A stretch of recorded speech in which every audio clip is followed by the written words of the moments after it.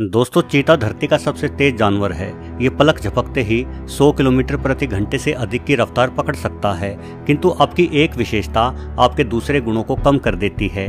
पतला और हल्का शरीर होने के कारण ही चीता इतनी तेज दौड़ पाता है, किंतु ये पतला और हल्का शरीर चीता को अन्य बड़ी बिल्लियों की तुलना में कम शक्तिशाली भी बना देता है। यही वजह है कि चीता कुलांचे मारते हुए अपने शिकार को तेजी से दौड़कर पकड़ तो लेता है, किंतु शिकार को मार डालने के लिए इसे कड़ा संघर्ष करना पड़ता है। यदि चीते द्वारा पकड़ी गई गजेल या इम्पाला कुछ ज्यादा ही बड़ी और ताकतवर हुई तो उल्टा चीते की ही जान के लाले पड़ जाते हैं। यह इस वीडियो में यह मादा चीता कई दिनों से शिकार की तलाश में थी। सिर्फ यही नहीं बल्कि इसके छोटे बच्चे भी भूख से व्याकुल थे, इसलिए दौड़ लगाती है और एक बड़े वयस्क नर इम्पाला को पकड़ लेती है। इसके छोटे शावक भी शिकार में अपनी मां की मदद करते दिखाई पड़ रहे हैं, किंतु एक बड़े आकार का नर इम्पाला चीते से अधिक ताकतवर हो सकता है। और सबसे बड़ी बात यह कि इसके पास अपनी रक्षा के लिए करीब 3 फीट लंबे और बेहद नुकीले सींग भी होते हैं। इम्पाला अपनी बचाव में मां चीता पर हमला बोल देता है, जिस हमले को ये कमजोर मादा चीता नहीं संभाल पाती।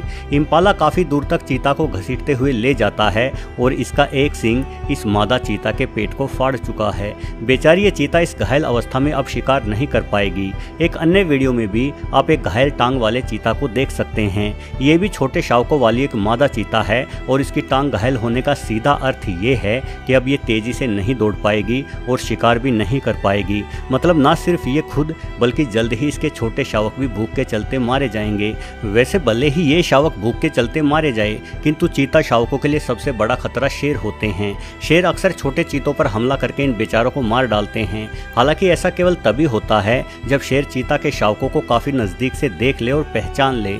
कुछ एक परिस्थितियों में अक्सर छोटे चीता शावकों पर दूसरे शिकारी हमला करने से कतराते हैं, जिसकी वजह है इन शावकों का हनी बेजर जैसा दिखाई देना। छोटे चीता शावकों की कमर सफेद फर से ढकी होती है और इनके नीचे का शरीर बड़े चीतों की तुलना में गहरे रंग का होता है, जिस कारण चीता के ये छोटे शावक दूर से देखने में हनी बेजर जैसे दिखाई देते हैं और अपनी सरंग रूप का इन्हें बड़ा फायदा होता है। असल में हनी बेजर एक ऐसा जानवर है जिस पर हमला करने से पहले शेर को भी कई बार सोचना पड़ता है। आपने वो कहावत तो जरूर सुनी होगी कि दूध का जला छाछ को भी फूंक मार मार कर पीता है। मान लो कभी गर्म दूध या चाय गिरने से आपके हाथ जल जाएं, तो आगे से गर्म प्याला पकड़ने में आप जरूर सावधानी बरतोगे। बस हनी बेजर को भी आप एक ऐसा ही गर्म प्याला समझ लीजिए। इस जीव के हिंसक व्यवहार का परिणाम जंगल में रहने वाले लगभग सभी जीव भुगतते रहते हैं, इसलिए सभी जीव हनी बेजर से सावधान भी रहते हैं, फिर चाहे वो जीव शेर ही क्यों न हो। असल में हनी बेजर की त्वचा बहुत ही मोटी और मजबूत होती है,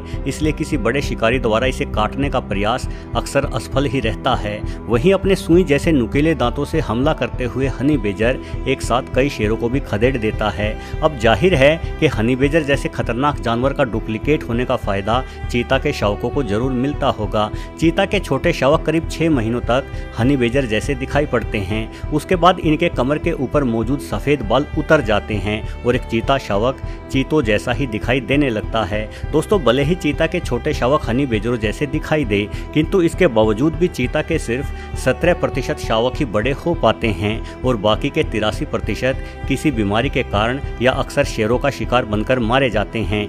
यदि कोई बड़ा चीता भी शेरों की पकड़ में आ जाए तो शेर उसे तुरंत मौत के घाट उतार देते हैं, और यदि वो चीता मादा हो और उसके आसपास उसके शावक भी हों तो बेचारे उन मासूम शावकों के साथ भी वही हश्र किया जाता है।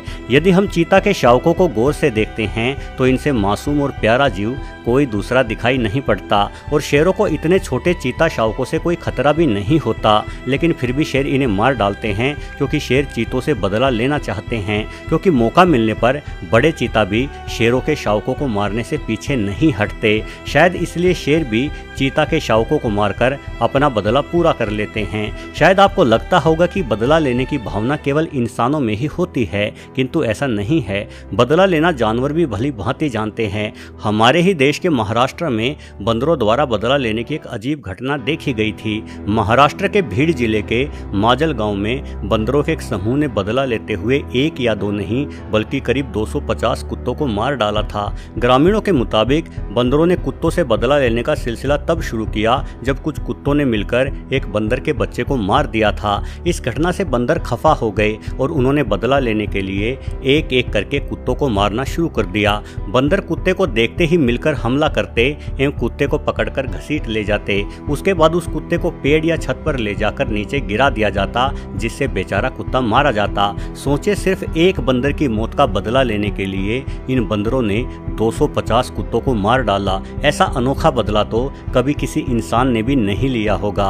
बाद में वन विभाग की टीम ने करीब 1 दर्जन बंदरों को पकड़कर जंगल में छोड़ा, लेकिन तब तक बंदरों ने गांव के लगभग सभी कुत्तों को मार डाला था। वैसे शेरों के अंदर चीतों को मार डालने की भावना सिर्फ बदला लेने के लिए ही पैदा नहीं होती, अपितु ये सब इलाके और प्रभुत्व का खेल है। शेर इसी तरह से तेंदुओं को भी मारते हैं और लकड़भग्गे आदि को भी। असल में आपके इलाके में आपके प्रतिद्वंदी जितने कम होंगे, आपका जीवन उतना ही बेहतर और आसान हो जाएगा। किंतु चीतों के जीवन से एक और समस्या जुड़ी है। अनेकों बार इन बेचारों का शिकार भी छीन लिया जाता है। चीते द्वारा शिकार करने के प्रयास लगभग तेंदुओं जितने ही सफल होते हैं। चीता जहां दौड़ लगाने में माहिर है, वहीं तेंदुआ घात लगाने में। किंतु ताकतवर तेंदुआ अक्सर शिकार करते ही अपने शिकार को लेकर पेड़ों की ऊंचाइयों पर चढ़ जाता है, जहां ये अपने शिकार को सुरक्षित बैठकर खा सकता है। किंतु चीते पेड़ों पर चढ़ने में उतने माहिर नहीं होते, जिस कारण इन्हें अपना शिकार जमीन पर ही खाना पड़ता है। और जमीन पर शेर एवं लकड़भग्गों के साथ साथ तेंदुए भी चीतों का शिकार छीनने के लिए तैयार बैठे रहते हैं। दोस्तों, अन्य शिकारियों द्वारा शिकार छीन लेने और मारे जाने के कारण आज चीता बड़ी बिल्लियों की एक ऐसी प्रजाति के रूप में जाना जाता है, जिसके ऊपर सबसे ज्यादा गंभीर रूप से लुप्त होने का खतरा मंडरा रहा है। पूरी दुनिया में चीते केवल अफ्रीका में ही बचे हुए हैं और इनके लुप्त हो जाने के खतरे को ध्यान में रखकर ही कुछ चीतों को अफ्रीका से लाकर भारत में बसाए जाने की कोशिशें भी लंबे समय से चली आ रही हैं। भारत से चीतों को विलुप्त हुए 7 दशक से ज्यादा बीत गए हैं और अभी तक चीतों को वापस भारत में लाने की कोशिशें कामयाब नहीं हो पाई हैं। यदि चीते भारत में आते हैं तो किसी शिकारी जानवर का यह दुनिया का पहला अंतर महाद्वीपीय स्थानांतरण होगा, यानी एक महाद्वीप से दूसरे महाद्वीप पर पहली बार किसी शिकारी जानवर को दोबारा बसाने की कोशिशें की जाएगी। इस महत्वाकांक्षी परियोजना के लिए 200 करोड़ से अधिक खर्च किए जाएंगे। भारत में चीता पुनर्वास को मध्य प्रदेश के घास के मैदानों के संरक्षण के रूप में भी देखा जा रहा है। ये घास के मैदान कई अन्य प्रजातियों के घर हैं, लेकिन पिछले कुछ दशकों से यहाँ घास चरने वाले जानवरों की संख्या तेजी से बढ़ी है।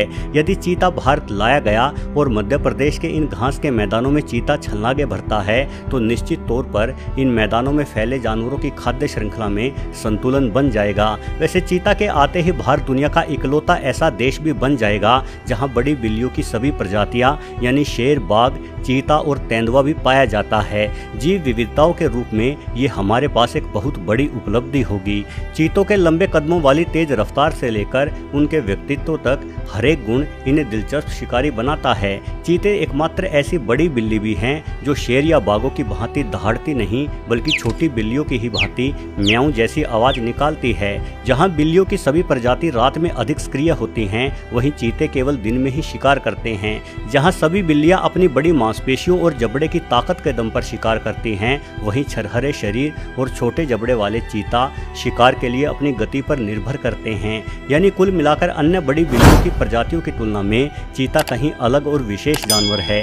वीडियो देखने के लिए आपका बहुत बहुत धन्यवाद।